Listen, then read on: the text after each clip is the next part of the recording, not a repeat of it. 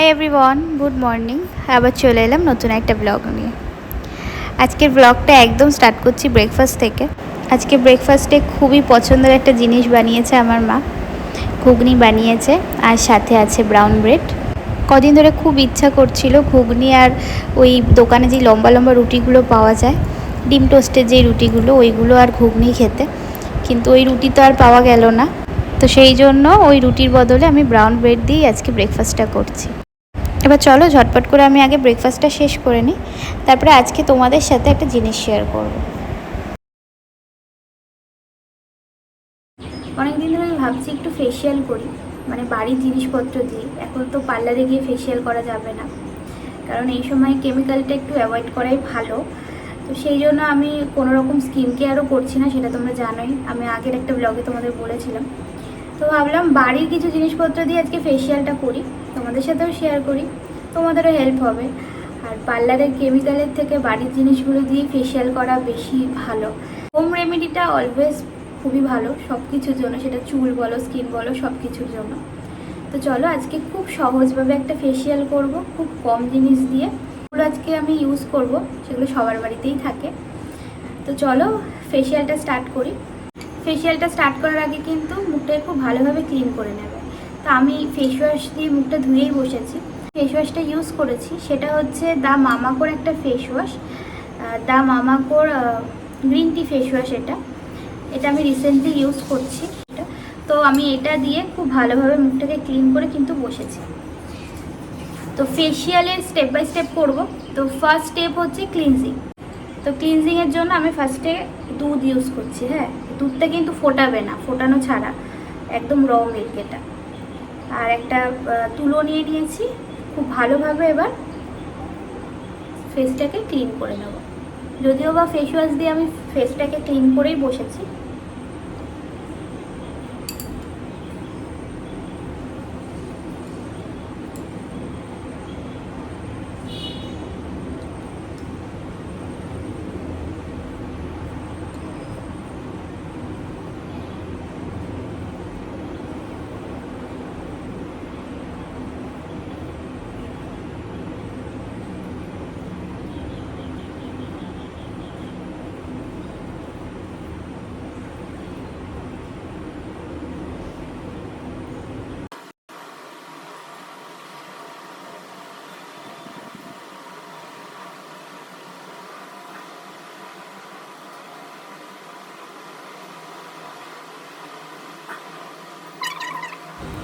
First step কিন্তু হয়ে গেছে ক্লিনজিংটা।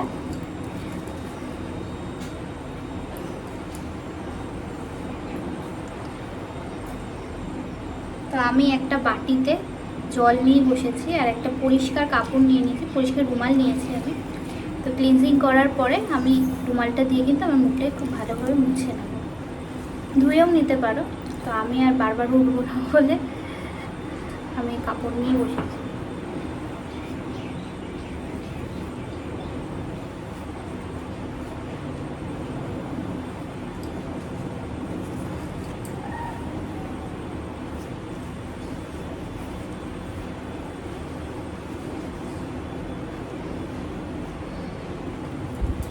এবার সেকেন্ড স্টেপ হচ্ছে স্ক্রাব। তো এই হচ্ছে আজকে আমার স্ক্রাব। এটা কিভাবে বানালাম সেটা চলো আগে দেখিয়ে দিই। স্ক্রাবারটা তৈরি করার জন্য আমি এখানে 1.5 চামচ মতো চালের গুঁড়ি নিয়ে নেব। তোমরা তোমাদের পরিমাণ অনুযায়ী নিয়ে নিও। তো আমার 1.5 চামচ মতো লাগবে, তাই আমি 1.5 চামচ মতো নিয়ে নিচ্ছি। আর এর সাথে একটা জিনিস অ্যাড করব, সেটা হচ্ছে দুধ। এই দুটো করলেই কিন্তু আমাদের ফেস স্ক্রাবার একদম তৈরি হয়ে যাবে। আর এর মধ্যে একটু মধুও দিতে পারো, আমার মধু ছিল না তাই আমি মধুটা দিইনি।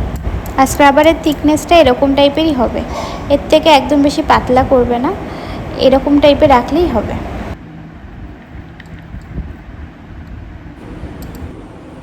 চলো এবার স্ক্রাবারটা আমি ইউজ করে নিই। আগে মুখে আমি ভালোভাবে অ্যাপ্লাই করে নিই, হ্যাঁ, তারপরে আমি এটা দিয়ে স্ক্রাব করব।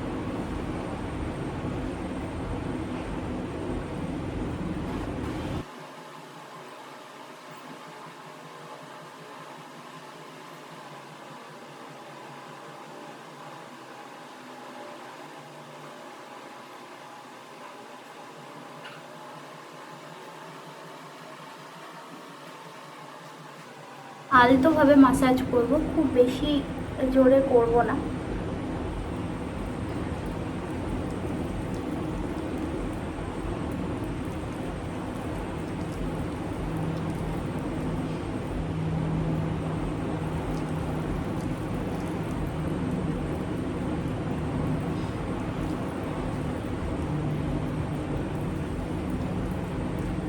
আর এই স্ক্রাবটা আমি প্রায় 2 থেকে 3 মিনিট মতো মাসাজ করব।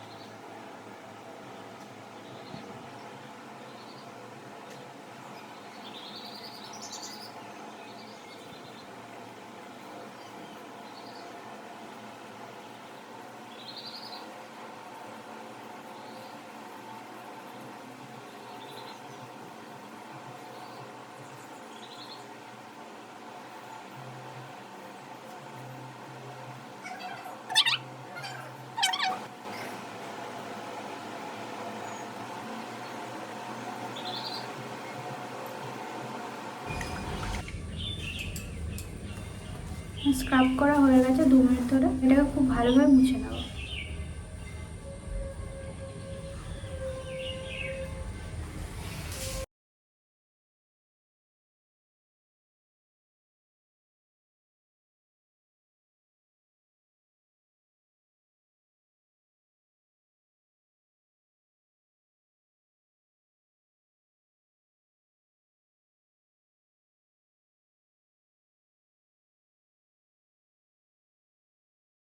স্ক্রাবটা করে আমি মুখটা একটু ধুয়ে আসলাম, মানে চালের গুঁড়িগুলো যাচ্ছিলোই না হলে।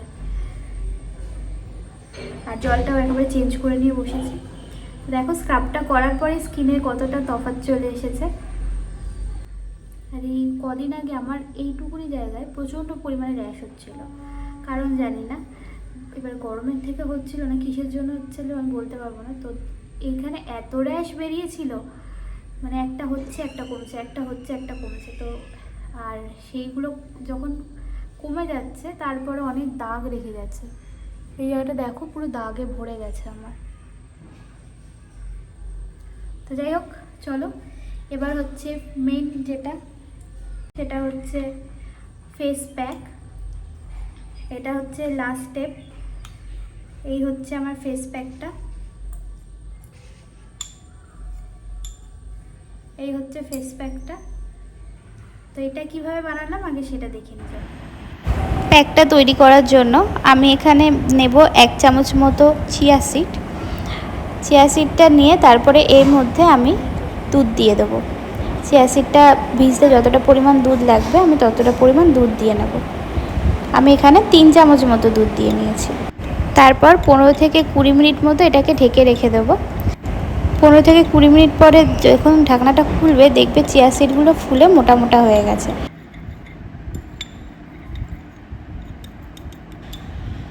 15 থেকে 20 মিনিট পর দেখো ফেস প্যাকটা ঠিক এরকম হয়ে গেছে, একদম থকথকে হয়ে গেছে। দুধটাকে হচ্ছে পুরো সোক করে নিয়েছে। এরপর এটাকে আমি ব্লেন্ড করব। তো আমি একটা মিক্সারের মধ্যে এই পেস্টটাকে নিয়ে নেব।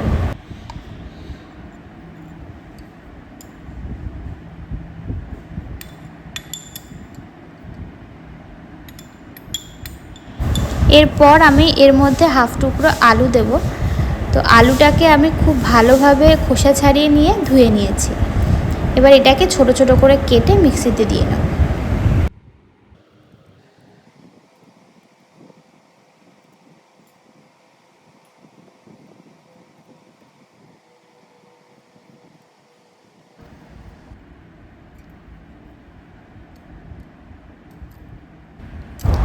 ব্লেন্ড করার পর আমার ফেস প্যাকটা ঠিক এরকম দেখতে হয়েছে। এর মধ্যে কিন্তু আর কোনো রকমের কোনো জল টল অ্যাড করবে না, আমি কিন্তু কোনো রকমের কোনো জল অ্যাড করিনি। এবার ফেস প্যাকটা আমি অ্যাপ্লাই করব।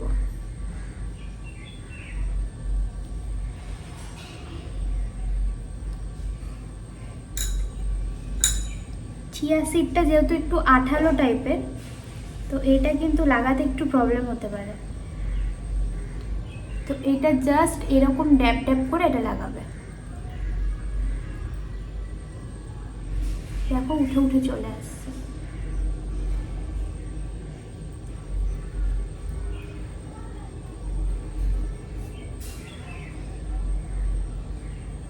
এই ফেস প্যাকটা কিন্তু ভীষণই ভালো।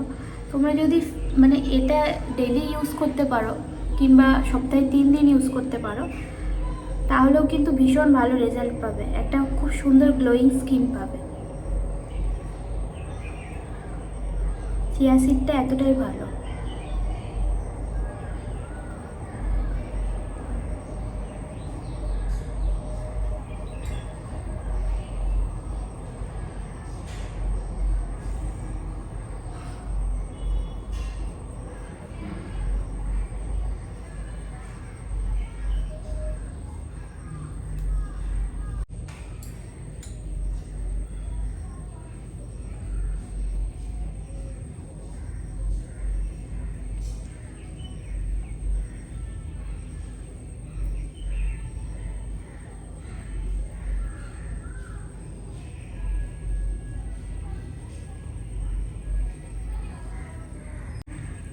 এই চিয়া সিডের প্যাকটা আর মাঝে মাঝে লাগাতাম আগে, এখন তো কুড়েমির জন্য হচ্ছে, কুড়েমির জন্য হয় না, সত্যি কথা কুড়েমির জন্য হয় না।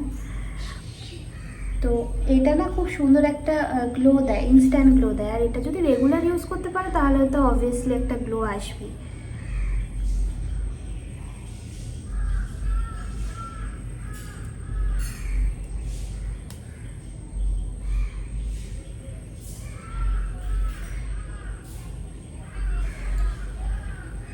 ব্লেন্ড করার সময় কিছু কিছু আলু আস্ত রয়ে গেছে, আসলে খুব পরিমাণে অল্প তো মিক্সিতে ভালো, অল্প জিনিস দেখবে মিক্সিতে ভালো ব্লেন্ড হতে যায় না।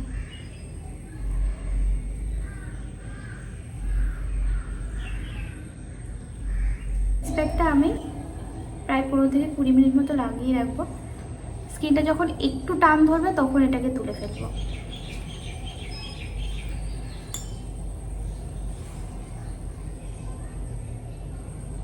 15 থেকে 20 মিনিট রাখলেই এনাফ।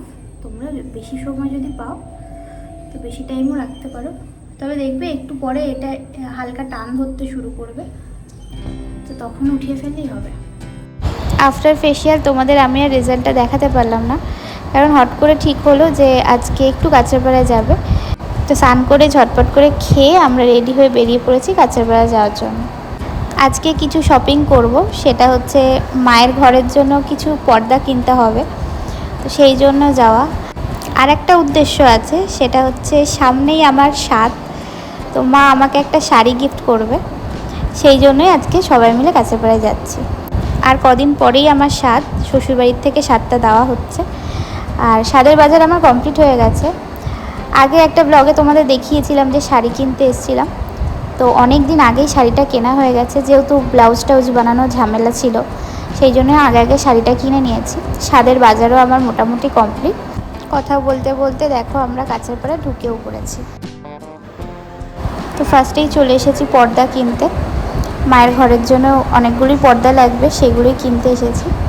আর কি কি পর্দা নিলাম না নিলাম, কি কি কিনলাম আজকে সব কিছুই তোমাদের বাড়িতে গিয়ে দেখাবো। আমাদের শপিং হয়ে গেছে, তো সেরকমভাবে শপিংয়ে কিছুই তোমাদের দেখাতে পারলাম না, তবে কি কি কিনেছি সেগুলো অবশ্যই তোমাদের দেখাবো। আজকের ব্লগে যদি তোমাদের দেখাতে নাও পারি, আমি কোনো না কোনো ব্লগে তোমাদের দেখিয়ে দেব।